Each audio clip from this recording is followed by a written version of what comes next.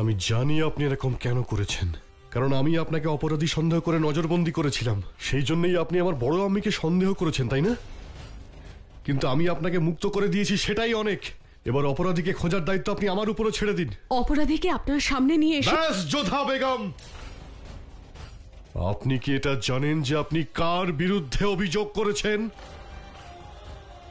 আমি যদি আমার নিজের জীবন ওনাকে দান করে দিই, আমি তাও ওনার ঋণ কোনোদিনও শোধ করতে পারবো না। আর আপনি ওনার বিরুদ্ধে আমার কাছে অভিযোগ করছেন? যার জন্য আমি জীবন দিতে পারি সে আমার হবু সন্তানকে হত্যা করতেই পারে না। আপনি কি জানেন যে ওনার স্থান আমার কাছে কোথায়? এতটুকু ছিলাম আমি, সেই থেকে উনি আমাকে মানুষ করেছেন। আমার নিজের কাকা আমাকে হত্যা করার চেষ্টা করেছিল, আমাকে বন্দি করেছিল, ওই কেল্লাতে তোপের সামনে আমাকে দাঁড় করিয়ে দিয়েছিল। তখন আমার আব্বা জানার আম্মি যেন কিছুই করতে পারেননি, তারা অসহায় ছিলেন, তারা নিরুপায় ছিলেন। কিন্তু তখন ইনি সেই সময় তোপের সামনে ঝাঁপিয়ে পড়ে আমার প্রাণ রক্ষা করেছিলেন। আর আজও উনি আমার ঢাল হয়ে রয়েছেন। আমি জানি আদম খান তখন খুবই ছোট, কিন্তু ওকে ছেড়ে তখন ইনি আমাকে সামলেছেন। ওনার নিজের সন্তানের কথা না ভেবে ইনি সবসময় আমার কথা ভেবেছেন। যোধা, আপনি কি জানেন আমার সিংহাসনের শুধু দুটো পা? একজন ছিলেন আমার খান বাবা, আর দ্বিতীয় আমার এই বড় আম্মি। খান বাবা মারা যাওয়ার পরে আমি এটা সিদ্ধান্ত নিয়েছি, কেউ যদি আমার ক্ষতি করতে চায় করুক, কিন্তু আমি ওনাদের কোনো ক্ষতি হতে দেব না যাদের আমি ভালোবাসি। প্রথমে আমি আমার খান বাবাকে হারিয়েছি, আর এখন আমি আমার সন্তানকে হারিয়েছি। কিন্তু এখন আমার বড় আম্মিকে আমি হারাতে চাই না। রোকেয়া বেগমের ঘটনায় আমি আপনাকে নিরপরাধী ভেবেছিলাম, কিন্তু বড় আম্মিকে আপনি অপবাদ দিয়ে অনেক বড় অপরাধ করেছেন, আর এর জন্য আপনি অবশ্যই শাস্তি পাবেন।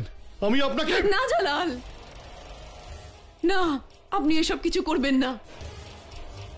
ক্রোধ হলো মানুষের সবচেয়ে বড় শত্রু, আর সে মানুষ যদি শাহেনশাহ হন তাহলে ক্রোধের থেকে নিজেকে দূরে রাখাই ভালো। কেন কি জালাল, ক্রোধ শাহেনশাহর সিদ্ধান্ত নেওয়ার ক্ষমতাকে শেষ করে দেয়।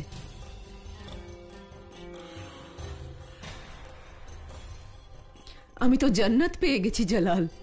আমার ওপর আপনার আস্থা দেখে অনেক শান্তি পেয়েছি। অভিযোগ যে কেউ করতে পারে, সন্দেহের আঙুল যে কেউ দেখাতে পারে, কিন্তু গর্ব হচ্ছে আমার এই সন্তানের ওপরে, যে যা কিছুই বলুক না কেন ও নিজের বড় আম্মিকে কখনো সন্দেহ করবে না।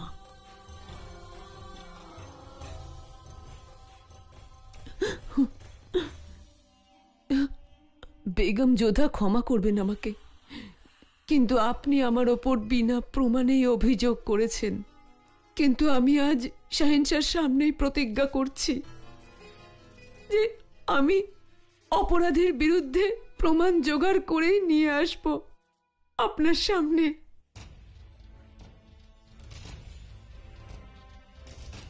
আপনার ভাগ্য ভালো যোধা বেগম যে বড় আম্মি আজ আপনার প্রাণ রক্ষা করেছে, না হলে আজকে জালালের হাত থেকে আপনাকে কেউ বাঁচাতে পারত না যোধা।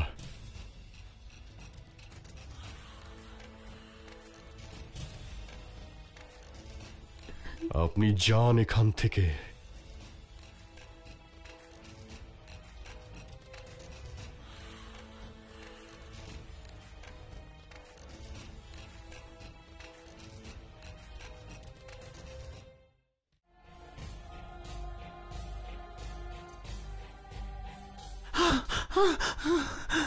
কি হলো রেশম, ভয় পেয়ে আছো কেন? এই খবরটা জানবার পর শুধু আমি কেন, সন্দেহের তালিকায় যে কেউ আসতে পারে ওয়াজির আলিয়া।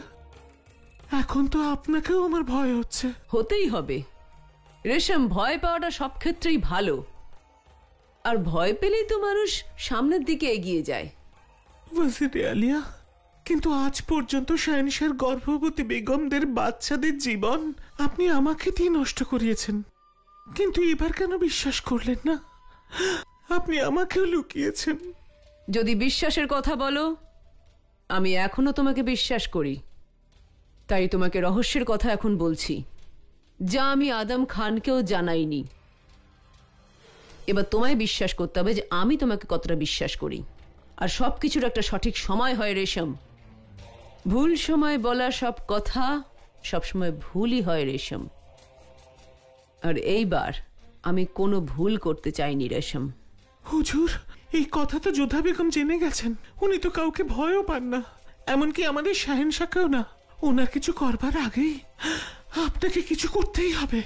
আমার মনে হয় আপনার কোথাও দূরে চলে যাওয়া উচিত ওয়াজির আলিয়া। ঠিক বলছো তুমি রেশম, কিছু তো ব্যবস্থা আমাকে করতেই হবে। এখন আমাকে কি করতে হবে সেটা আমি নিজেই ভাববো।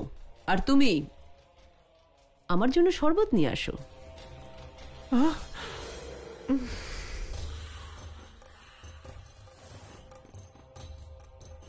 বেগম যোধা, রাজনীতিতে তুমি এখনো শিশু আর আমি অভিজ্ঞ। আপনার প্রথম চালেই আমি আপনাকে খুব সহজেই মাত দিয়েছি, আর এরপর কোনো সুযোগ আমি দেব না আপনাকে, যাতে আপনি আবার না অন্য কোনো চাল চালতে পারেন।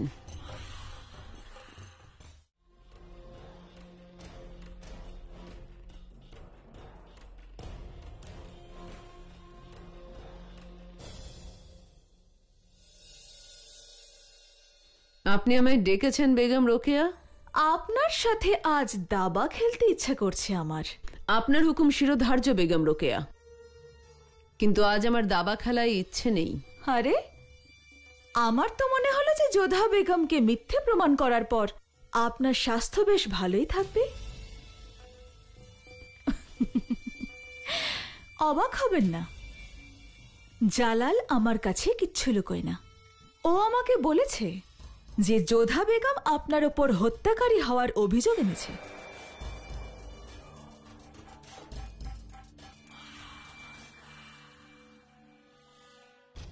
আপনার কি মনে হচ্ছে?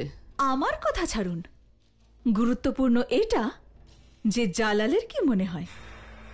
জালালের প্রাণ 3টি স্তম্ভের ওপর নির্ভর করছে: বেগম হামিদা বানু, আমি আর ওর বড় আম্মি, মানে আপনি। যদি ওপরওয়ালাও এসে বলেন, তবুও জালাল আমাদের ওপর সন্দেহ করবে না। ও যোধা বেগমের কথা শোনেনি। এই কাজটা ভালোই করেছে।